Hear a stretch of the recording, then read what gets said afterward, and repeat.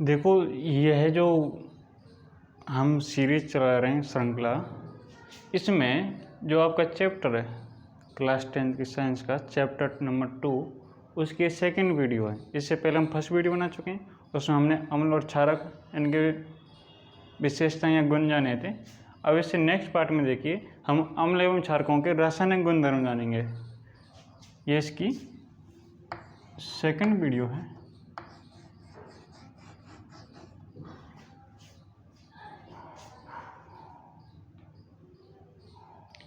इसमें क्या जानेंगे, जो अम्ल या क्षार हैं इनके रासायनिक गुणधर्म, यानी कि जैसे कि हाइड्रोजन साथ क्रिया, ऑक्सीजन साथ क्रिया, धातु कार्बोनेट साथ क्रिया या आपस में क्रिया, धातु ऑक्साइडों अथवा अधातु ऑक्साइडों के साथ इनकी क्रियाएं।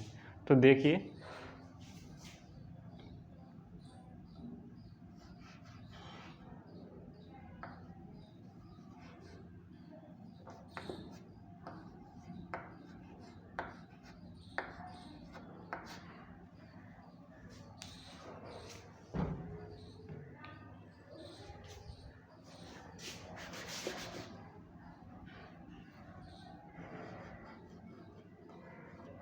अम्लों एवं क्षारकों के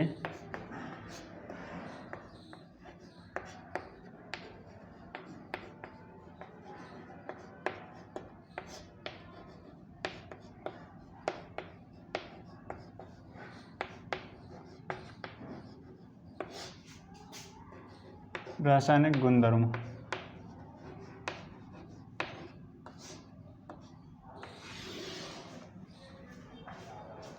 पहले अम्लों की बात कर लें। जैसे बात करें हम अम्ल की,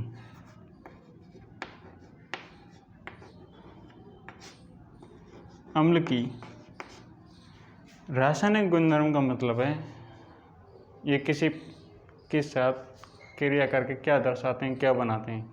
हम कुछ ही लेंगे, जैसे कि पहले हम धातुओं के साथ क्रिया कराएंगे अम्लों की, फिर क्षारों की, फिर हम इनकी धातु ऑक्साइडों के साथ, धातु कार्बोनेट, धातु हाइड्रोजन कार्बोनेट इनके साथ क्रिया कराएंगे, फिर इनकी आपस में क्रिया कराएंगे, अम्ल और क्षारक की आपस में। तो पहले करा देते हैं इसकी धातु के साथ क्रिया। अम्ल की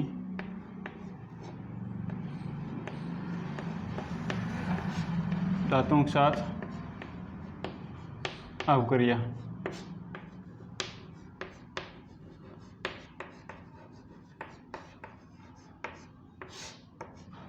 और इसमें याद रखेंगे तुम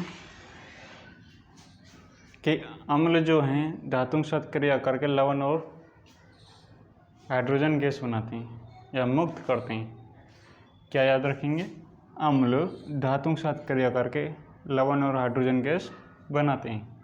इसको लिख सकते हैं आप, अम्ल प्लस धातु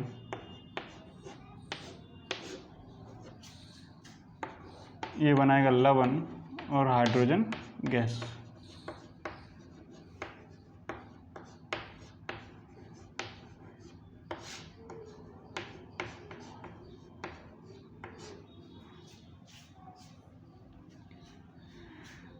जैसे हमको एक अम्ल ले लेते हैं, जैसे HCl हाइड्रोक्लोरिक अम्ल हमारा, और एक धातु लें जैसे जिंक, तो यहाँ से क्या बनेगा, लवण। लवण कौन सा, जिंक क्लोराइड,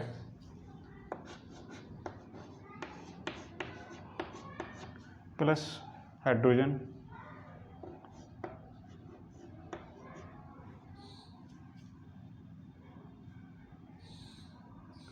ऐसे दूसरी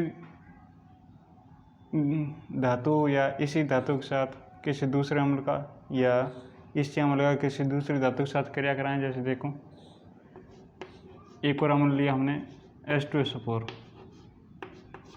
सल्फ्यूरिक अम्ल, ये हाइड्रोक्लोरिक अम्ल था, इसके क्रियाएं कराएं। जैसे मैग्नीशियम धातु के साथ अम्ल लेना है, धातु के साथ क्रिया करानी है, तो क्या बनेगा, लवण plus hydrogen gas. Hydrogen gas तो पहले ही लिख देनी है कि प्लस H2 हाइड्रोजन गैस बनेगी। और लवण कौन सा बनेगा, देखो यहाँ मैग्नीशियम धातु है, यहाँ सल्फेट, एक साथ क्रिया करेगा सल्फेट आयन संग तो बनेगा मैग्नीशियम सल्फेट। यहाँ से हाइड्रोजन गैस अलग तो हाइड्रोजन अलग और बना मैग्नीशियम सल्फेट। ऐसे ही आप इनकी क्रियाएं अन्य अम्लों या धातुओं के साथ करा सकते हैं। तो ये पॉइंट याद रखना कि अम्ल धातुओं के साथ क्रिया करके लवण और हाइड्रोजन गैस बनाते हैं। अब क्षारों की धातुओं के साथ क्रिया कराएं। देखो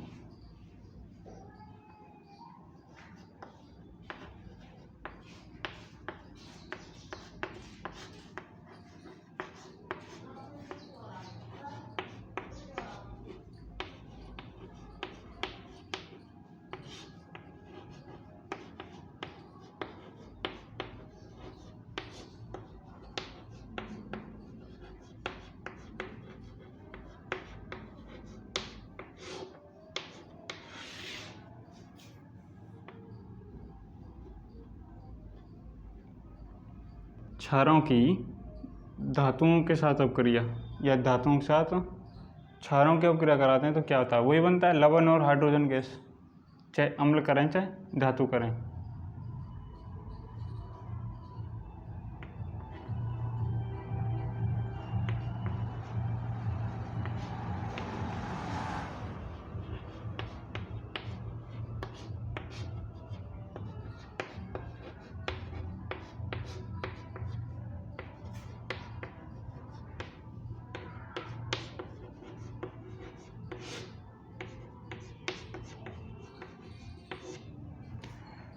क्षारों की धातुओं के साथ क्रिया कराने पर लवण और हाइड्रोजन गैस बनेंगी।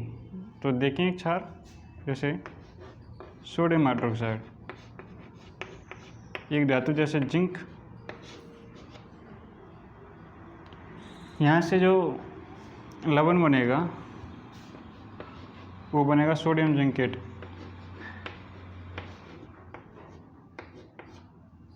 प्लस हाइड्रोजन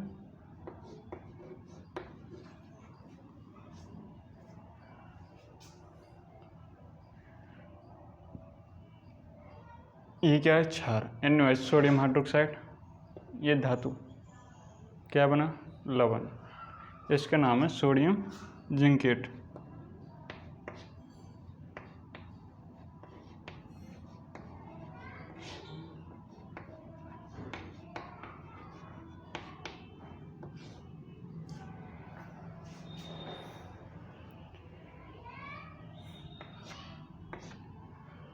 ऐसे ही एल्युमिनियम साथ क्रिया करें इस क्षार की तो बनेगा sodium aluminate Na2Al O3 plus में मुक्त होगी हाइड्रोजन गैस।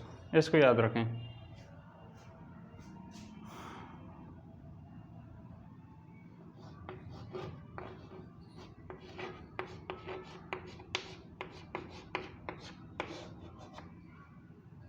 ये क्षार है, ये धातु है, क्या बनेगा? लवण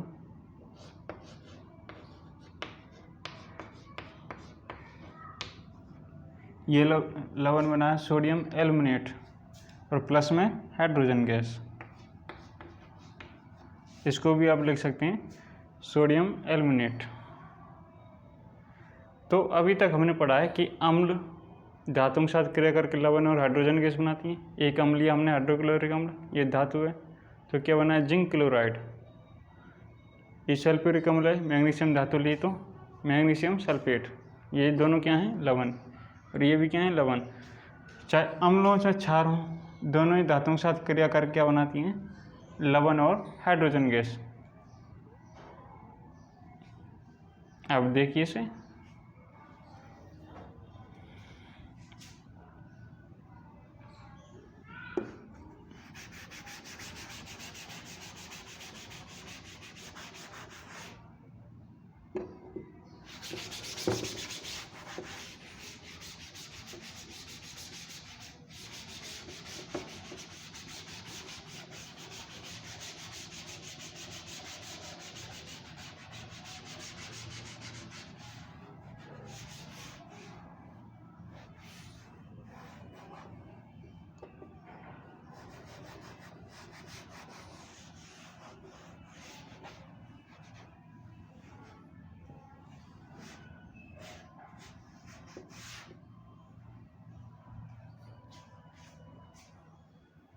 अब हम पढ़ते हैं अम्लों की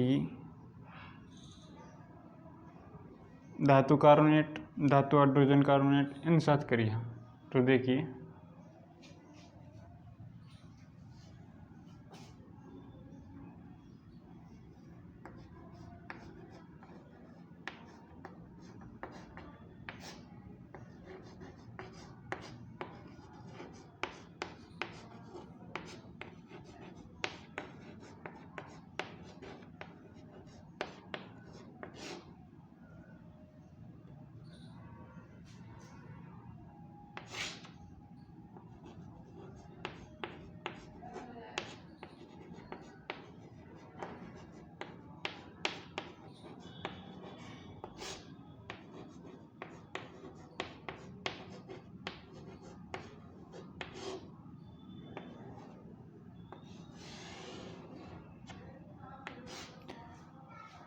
धातु यानी अम्लों की धातु कार्बोनेट ऑब्लिक लगा के धातु हाइड्रोजन कार्बोनेट इनके साथ अपक्रिया।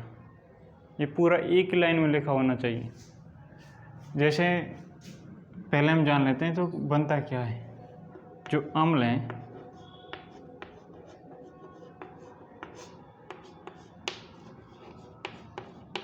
ये धातु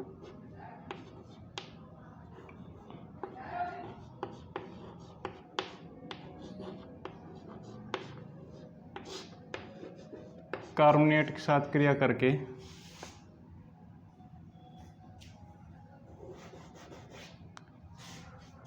अम्ल धातु कार्बोनेट या धातु हाइड्रोजन कार्बोनेट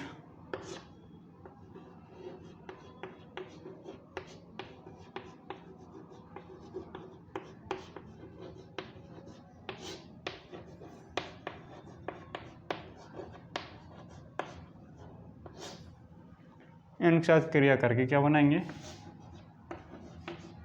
लवण, जल, कार्बन डाइऑक्साइड गैस।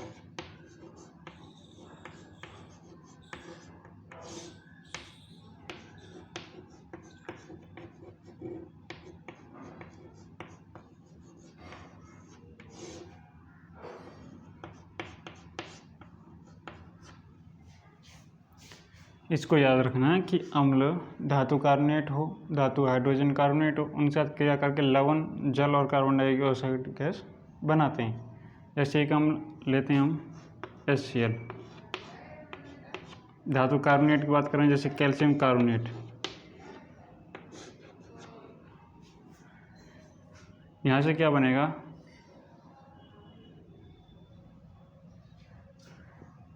कैल्शियम और क्लोरीन क्रिया करके बनाएंगे कैल्शियम क्लोराइड, कैल्शियम क्लोराइड, जल H2O प्लस CO2 गैस। यहाँ से बना CaCl2, यहाँ से CO2 और एक ऑक्सीजन और दो ऑक्सीजन हाइड्रोजन साथ जुड़कर क्या बनाएंगे, H2O, एक ऑक्सीजन।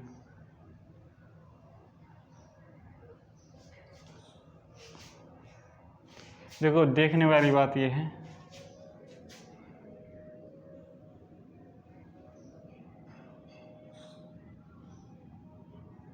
धातु कार्बोनेट में, जैसे ये धातु कैल्शियम, ये कार्बोनेट है, ये धातु कार्बोनेट, यहाँ बीच में हाइड्रोजन होता तो धातु हाइड्रोजन कार्बोनेट, जिसे बाइकार्बोनेट भी कहेंगे।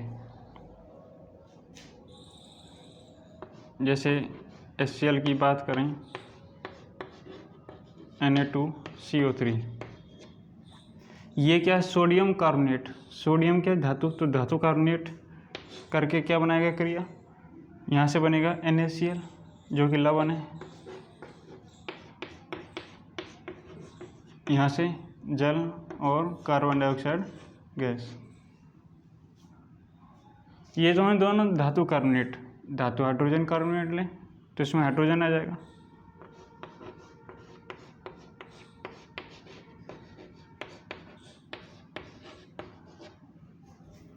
ये धातु हाइड्रोजन कार्बोनेट वही बनेगा।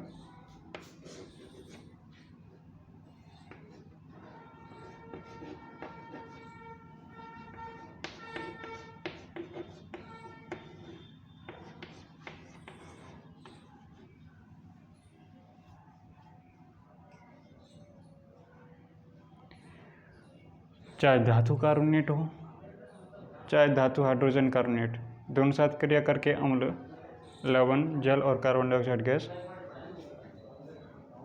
बनाएंगे।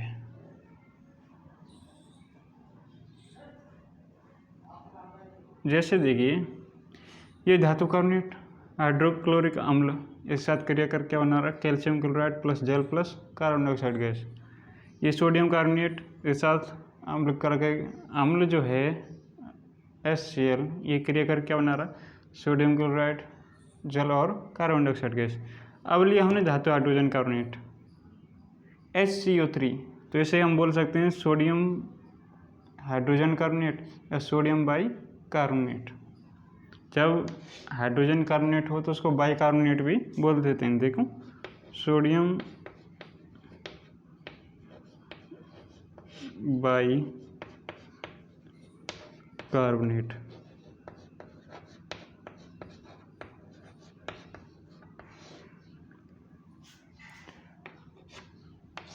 बनेगा वही लवण NaCl, जल प्लस कार्बन डाइऑक्साइड गैस। इसको याद रखना कि अम्ल धातु कार्बोनेट और धातु हाइड्रोजन कार्बोनेट साथ क्रिया करके लवण, जल और कार्बन डाइऑक्साइड गैस बनाते हैं।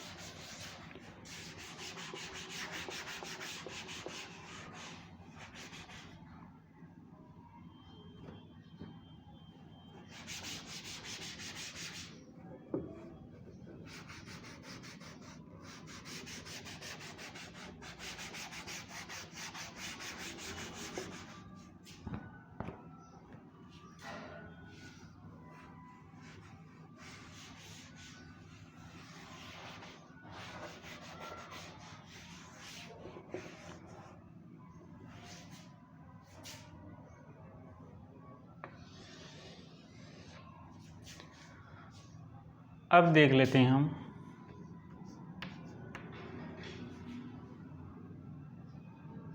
उदासीनीकरण अभिक्रिया। देखो,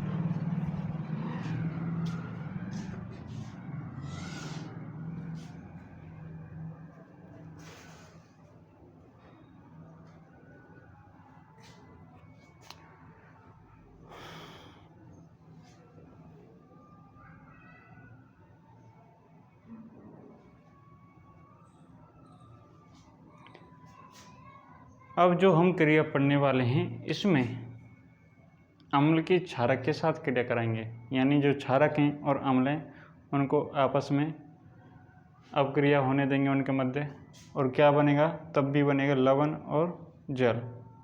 देखें इसको, अम्ल एवं क्षारक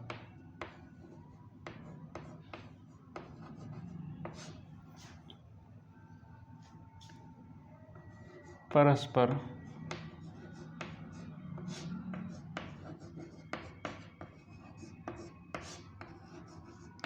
क्रिया करके जब भी अम्ल और क्षारक आपस में क्रिया करते हैं तो लवण और जल बनाते हैं। अम्ल एवं क्षारक परस्पर क्रिया करके एक दूसरे के प्रभाव को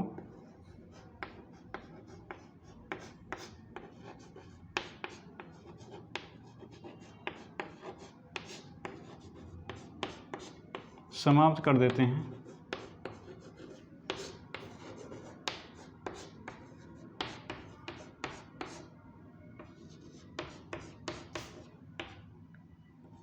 तथा लवण एवं जल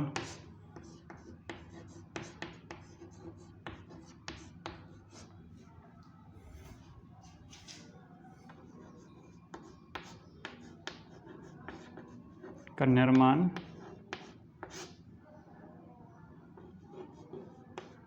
करते हैं या होता है। इसे ही उदासीनीकरण अवक्रिया कहते हैं।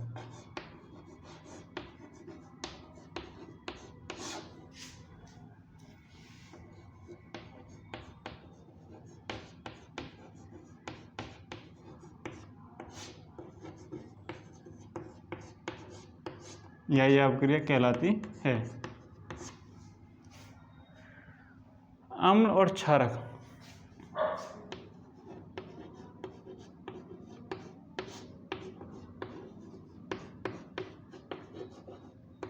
क्या बना रहे हैं? लवण, जल। इसमें एक बात और याद रखें कि इसमें ऊष्मा और मुक्त होगी, साथ में ऊष्मा भी मुक्त होती है। जैसे एक अम्ल ले लेते हैं हम, हाइड्रोक्लोरिक अम्ल, एक क्षारक सोडियम हाइड्रोक्साइड।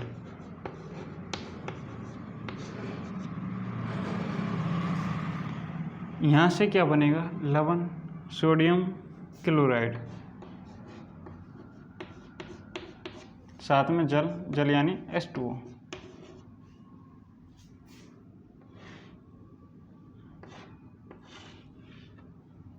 यहाँ से क्या बना? NaCl, सोडियम क्लोराइड, जो कि लवण है। दूसरा देखें,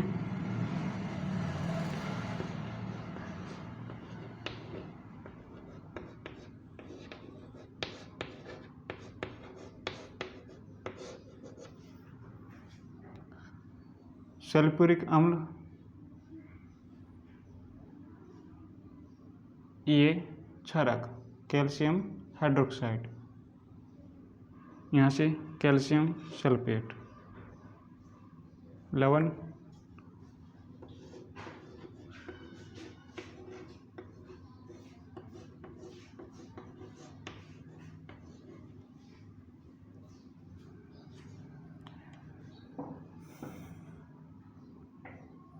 अम्ल, क्षारक, ये लवण, जल।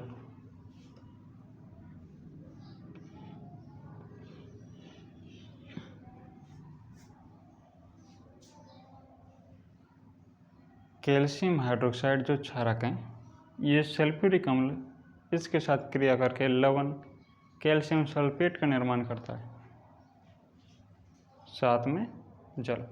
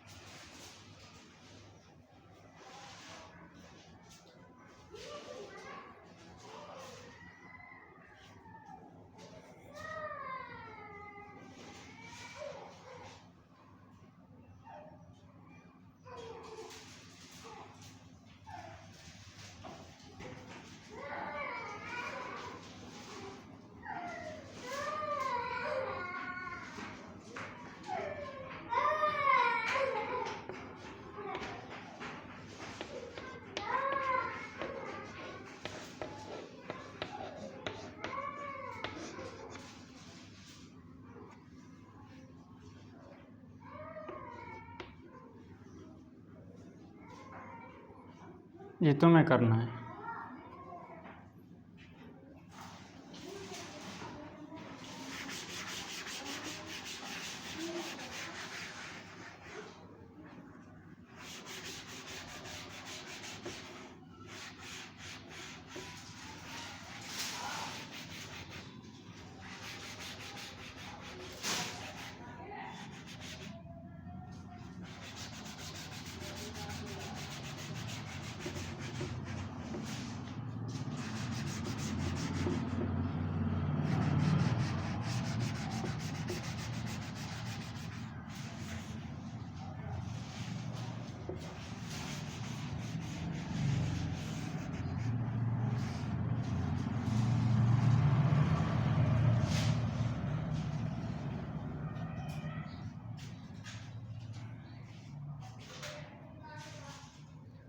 अब हम बात करेंगे धातु ऑक्साइडों के साथ अम्लों की,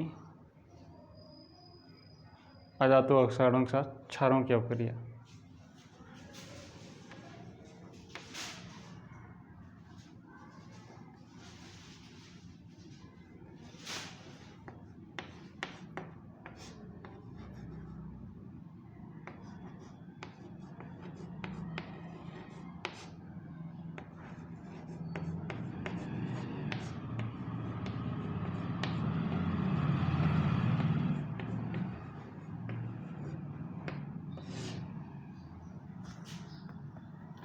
अम्लों की धातु ऑक्साइडों, उल्टा हो गया, कोई बात नहीं।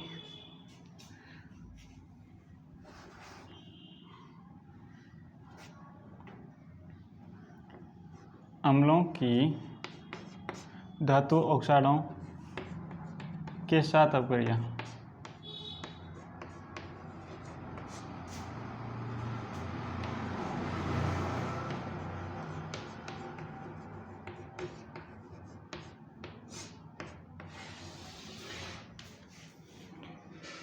अम्लों की धातु ऑक्साइड, एक धातु ऑक्साइड लें। देखो पहले तो जान लेते हैं बनता क्या है।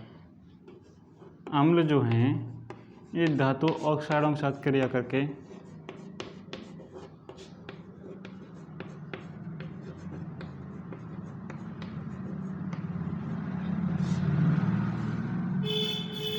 लवण और जल बनाते हैं।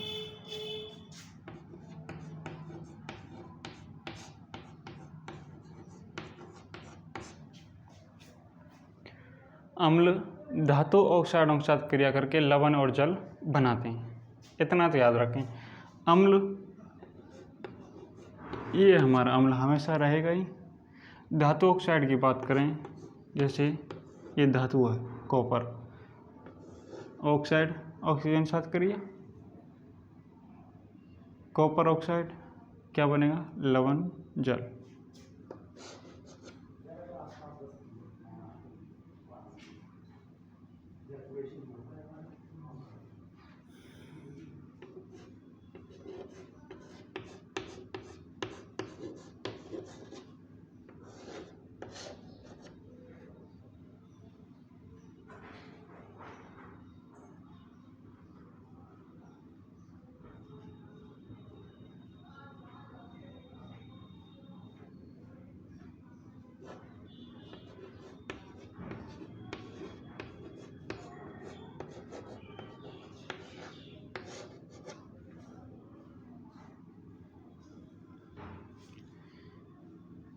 ये सब क्या है, धातु oxide, copper oxide, magnesium oxide, zinc oxide, ये क्या है, अम्ल, सल्फ्यूरिक अम्ल, हाइड्रोक्लोरिक अम्ल। क्या बनेगा, लवण और जल। Copper chloride, magnesium chloride, zinc sulphate. तो बना देते हैं।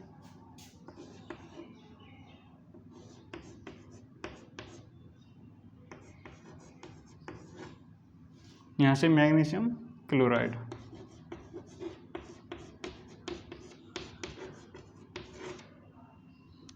जिंक सल्फेट,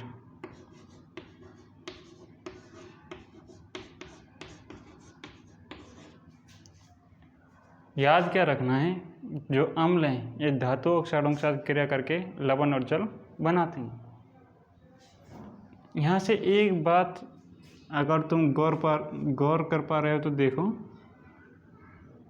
यहाँ पहले अम्ल था और यहाँ क्षारक था, तब क्या बनना था, लवण और जल। अब धातु ऑक्साइड है तो भी क्या बन रहा है, लवण और जल। तो इन धातु ऑक्साइडों की प्रकृति क्षारीय होनी चाहिए। कैसे होनी चाहिए, क्षारीय, तभी तो अम्लों के साथ क्रिया कर क्या बना रहे हैं, लवण और जल।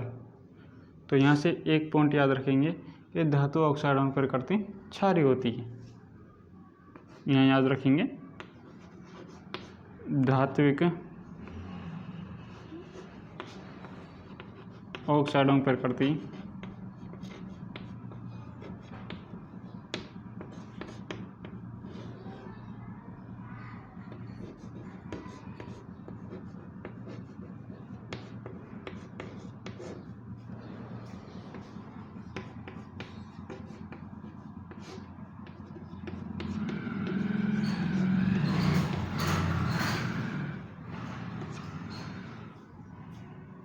क्यों होती है? देखो, धातु ऑक्साइडों की प्रकृति क्षारीय होती है। क्यों? क्योंकि ये अम्लों के साथ क्रिया करके लवण और जल बनाते हैं। धातु ऑक्साइडों को जल में घोला जाए तो ये भी क्षार निर्माण करते हैं। जैसे मैग्नीशियम ऑक्साइड है, जल के साथ क्रिया करें तो बनेगा मैग्नीशियम हाइड्रोक्साइड। यानी जो धातु ऑक्साइड हैं ये जल में घुलकर भी क्षार का निर्माण करते हैं और ये अम्लों के साथ लवण और जल बनाते हैं क्रिया करके। तो इनकी प्रकृति कैसी है? क्षारीय है। इसको याद रखें।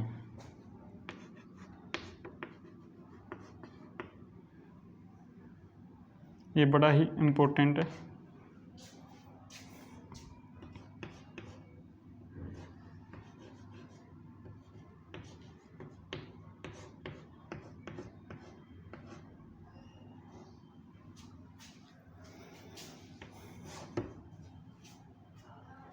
ये भी इम्पोर्टेंट है। आगे हम पढ़ेंगे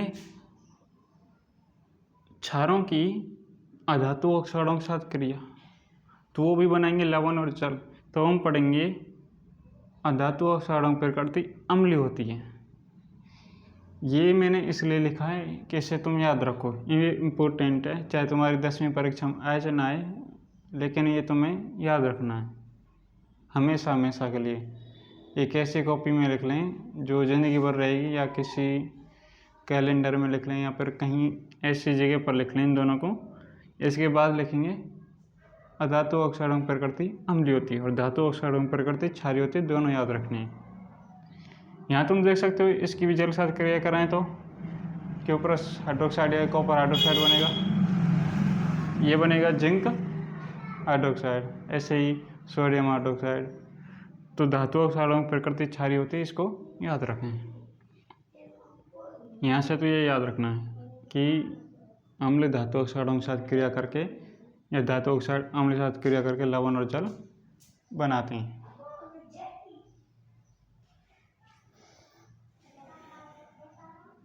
ये धातु ऑक्साइड है ना, इनको याद रखें।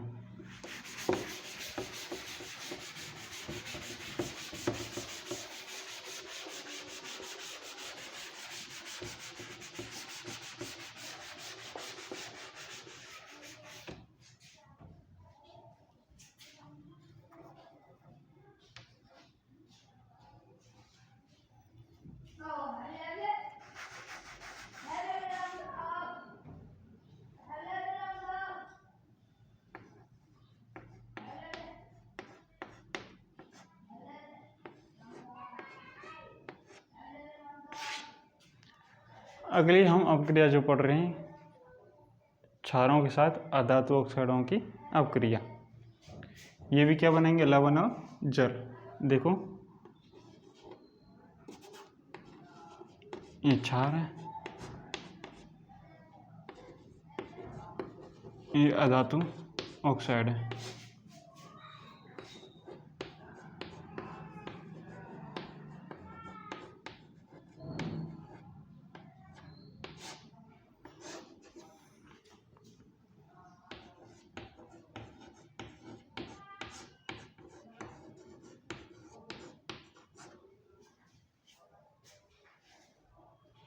क्षार अधातु ऑक्साइडों के साथ क्रिया करके लवण और जल बनाते हैं। एक क्षार लें, जैसे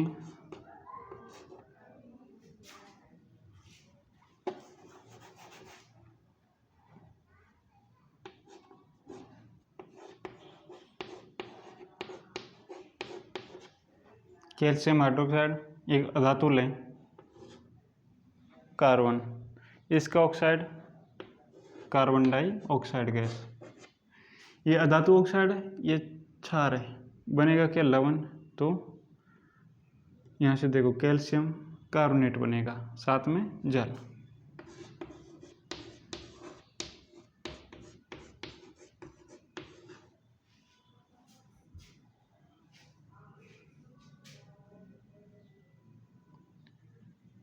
तो यहाँ से क्या याद रखेंगे कि ये क्षार जो है ये अधातु ऑक्साइडों के साथ क्रिया कर क्या बना रहा है? लवण, जो कि कैल्शियम कार्बोनेट बना, साथ में जल।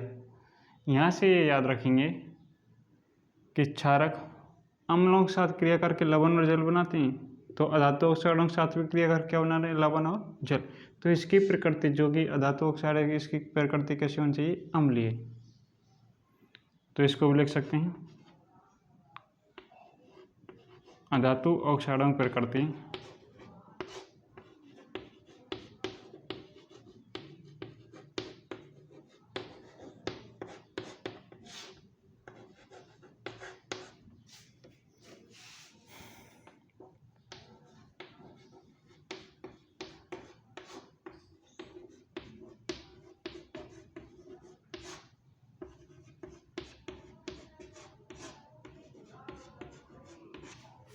अम्लीय होती है।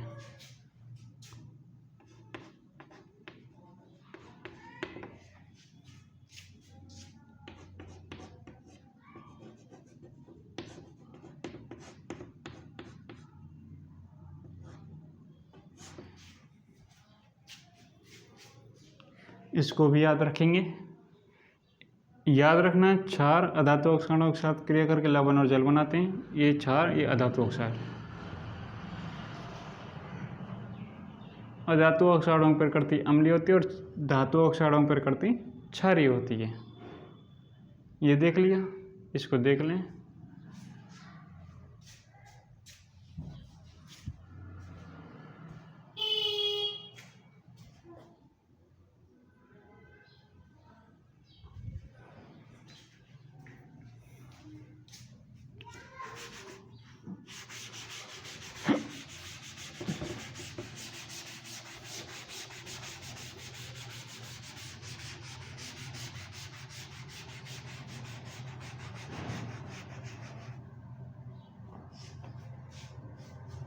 अब ये कंप्लीट, अम्ल और क्षारों के रासायनिक गुणधर्म कंप्लीट।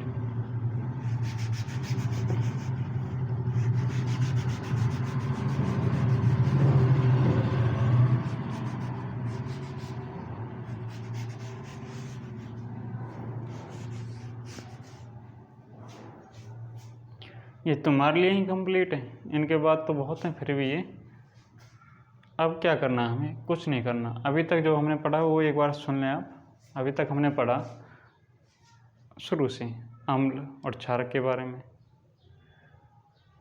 उसके बाद इनके गुणधर्म, रासायनिक गुणधर्म। अभी हमने उदासीनीकरण अक्रिया जो पढ़ी है उसमें हमने लवण का निर्माण किया है, इसके बारे में थोड़ा सा जान लेते हैं।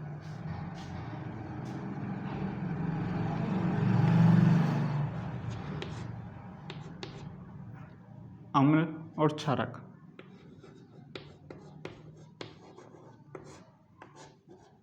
क्या बना है, लवण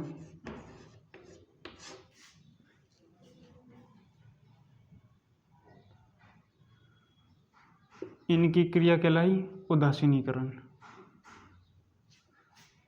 अगर इस अपक्रिया में प्रबल अम्ल लिया जाए और प्रबल क्षारक लिया जाए तो एक दूसरे के प्रभाव को समाप्त कर देंगे, बनेगा उदासीन लवण। दुर्बल अम्ल और दुर्बल क्षारक लिया जाए तो बनेगा उदासीन लवण। अगर प्रबल अम्ल और दुर्बल क्षारक लें तो बनेगा अम्लीय लवण। ये प्रबल है तो अम्लीय, और प्रबल क्षारक लें, दुर्बल अम्ल, तो बनेगा क्षारीय लवण।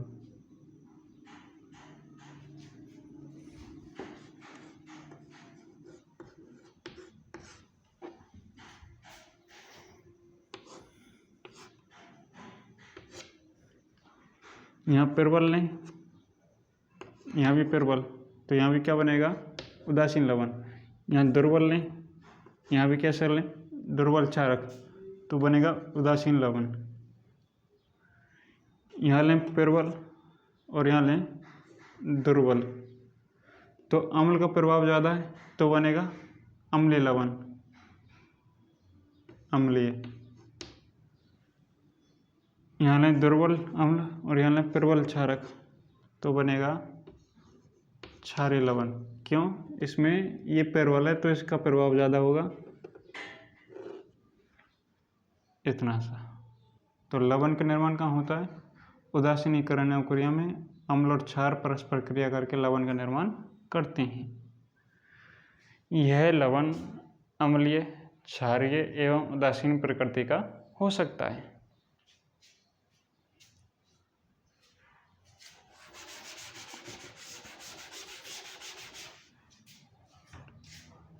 अब हम जानते हैं पीएच के बारे में।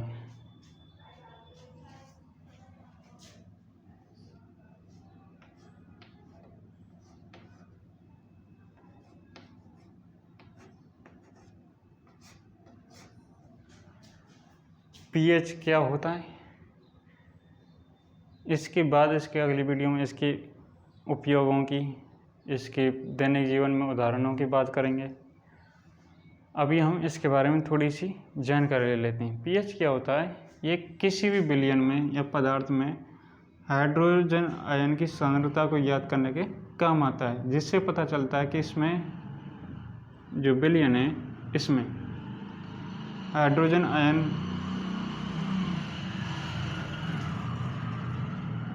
कितनी सांद्रता में, अधिक सांद्रता में तो विलयन अम्लीय होगा, कम सांद्रता में तो क्षारीय होगा। देखो इस पीएच में पी का मतलब है पोटेंस, जिसे पोषांश भी कहते हैं। इस शब्द का अर्थ है पावर यानी शक्ति। पावर की बात करें तो किसकी पावर की बात करेंगे, ऑफ हाइड्रोजन। किसी भी विलयन में हाइड्रोजन आयन की सांद्रता को ज्ञात करने के पीएच काम आता है, जिससे हमें अम्लीय या क्षारीय इसका पता चलता है। तो एक तरह का सूचक भी है, इसे कहेंगे सार्वत्रिक सूचक। इसमें क्या होता है,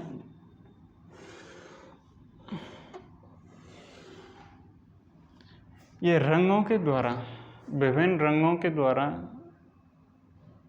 अम्लीय या क्षारीयता को दर्शाता है। पीएच में 0 से लेकर 14 तक मान होते हैं। जैसे बात करें हम, ये 0, या पैमाना है 14। पीएच स्केल तैयार किया गया है इसको पीएच से ही, उसे कहेंगे पीएच पैमाना।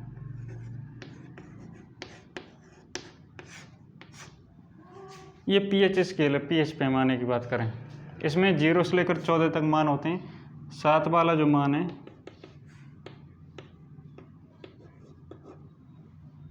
ये उदासीन होता है।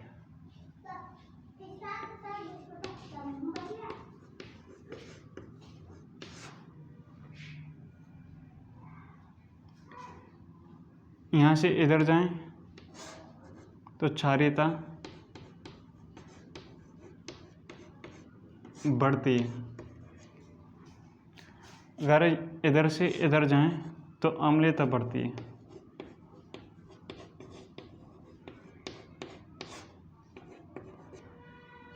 और बीच में जो 7 मान आ जाए तो उदासीन, 7 0 की तरफ बढ़े तो अम्लीय।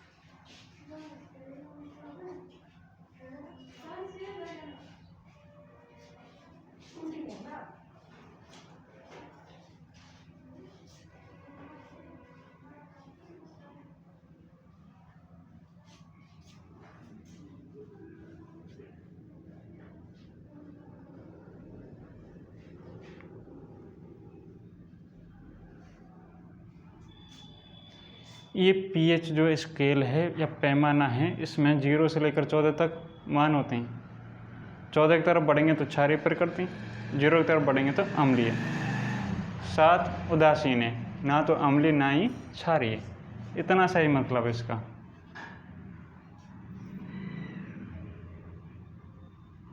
चलो इसको लिख लेते हैं थोड़ा सा।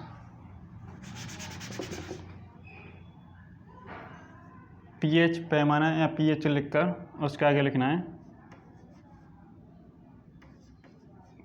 किसी विलयन में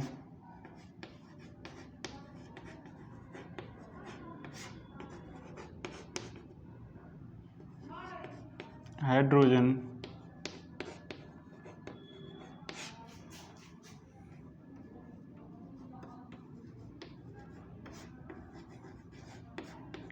की सांद्रता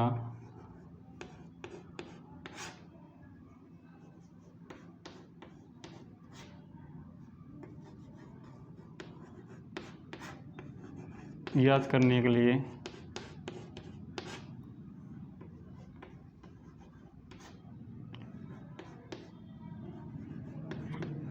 एक पैमाना या स्केल विकसित किया गया है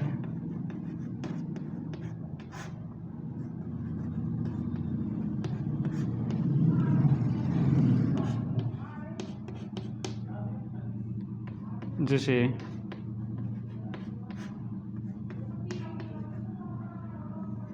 पीएच पैमाना या स्केल कहते हैं।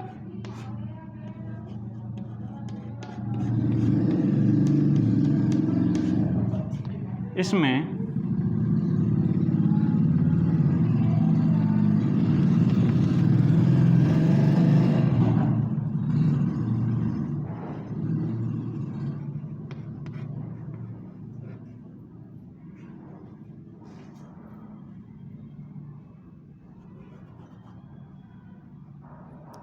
P का मतलब है पोटेंशियल, जिसका अर्थ है शक्ति।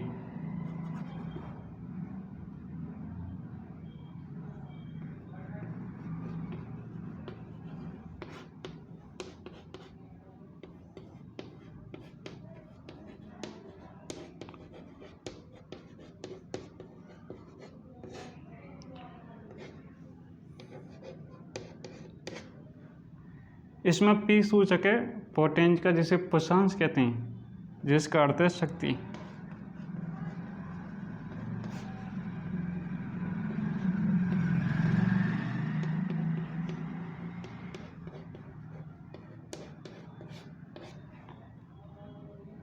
और शक्ति किसकी? हाइड्रोजन की। अब हम कुछ ऐसे पदार्थों की बात करेंगे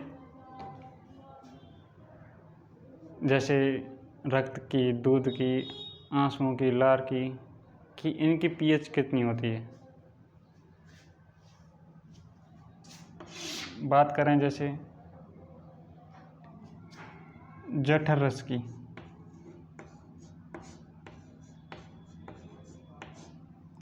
इसकी पीएच होती है 1.2। नींबू की बात करें, इसकी होती है 2.2। अंगूर की बात करें, इसकी होती है लगभग 3.3, लगभग में।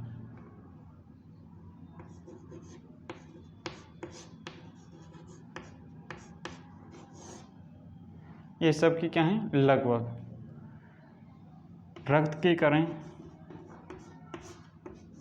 इसकी पीएच 7.4। दूध की बात करें, इसकी पीएच है 6.4। इनकी और भी परास होती है, हम औसत ले रहे हैं, एवरेज। आंसुओं की बात करें तो इसकी 7 से थोड़ी ऊपर होती रहती है या पर नीचे। जैसे 6.5 से बात करूं, 7.4, तो इनके मध्य रहेगी। लार की बात करें, खाना खाने के पहले की बात करें, खाने से पहले,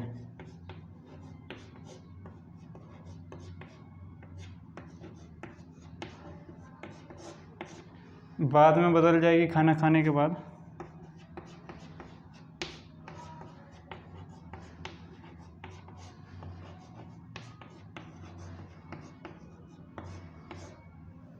पहले की बात करें तो 7.4 और खाना खाने के बाद 5.8।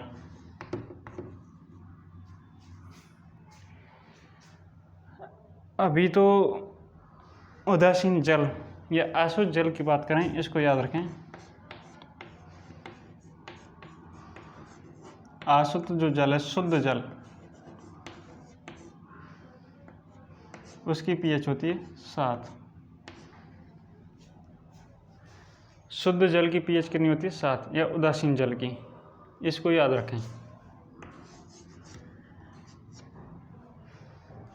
बाकी ये सब याद नहीं रखने, काम चल जाएगा इनके बिना भी। तो देखें, मैं अभी देखता हूँ।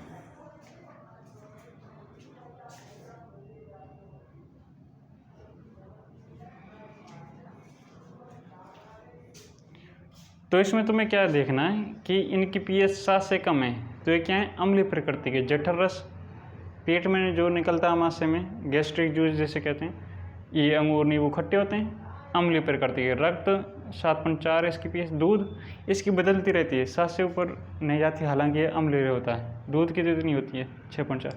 आंसुओं की बदलती रहती है, इसकी 7 से ऊपर भी जा सकती है, 7 से कम भी हो सकती है। ऐसी लार इसकी बदलती है, खाना खाने के बाद और खाना खाने के पहले लार की पीएच अलग अलग होती है। इसको आप देखें।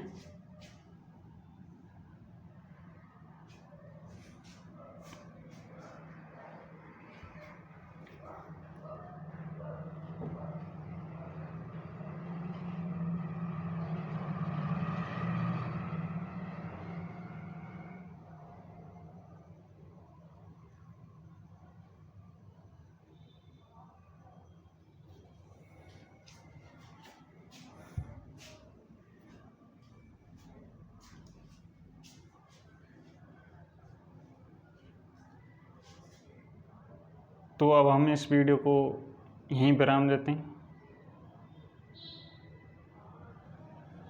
अभी हमने बात की पीएच की। पीएच क्या बताता है कि कोई पदार्थ या विलयन अम्ल है या क्षारीय। यह सार्वत्रिक सूचक रूप में उपयोग किया जाता है। जैसे ये कुछ पदार्थ हैं, इनकी पीएच बताई गई है।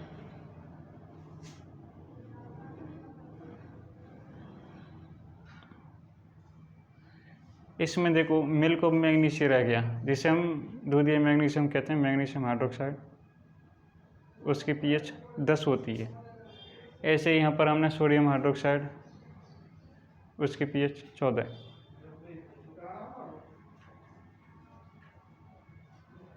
ऐसे ही हाइड्रोक्लोरिक अम्ल, उसकी पीएच 0। इनको याद रखना, वो लिख ही लेते हैं यहाँ पर। मिल्क ऑफ मैग्नीशिया यानी मैग्नीशियम हाइड्रोक्साइड, इसकी पीएच 10। Sodium hydroxide 14। हाइड्रोक्लोरिक अम्ल 0। कॉफ़ी की बात करें, कॉफ़ी की पीएच 5। गाजर के रस की बात करें तो वो भी अम्लीय प्रकृति का, वो भी यहीं आ जाएगा पास में ही, 4.3 से ऐसे कुछ। तुम्हें क्या याद रखना है इसमें? अशुद्ध जल, रक्त की, दूध की, लार याद रखें तो रख लेना, और मिल्क ऑफ मैग्नीशिया, इसको याद रखना है।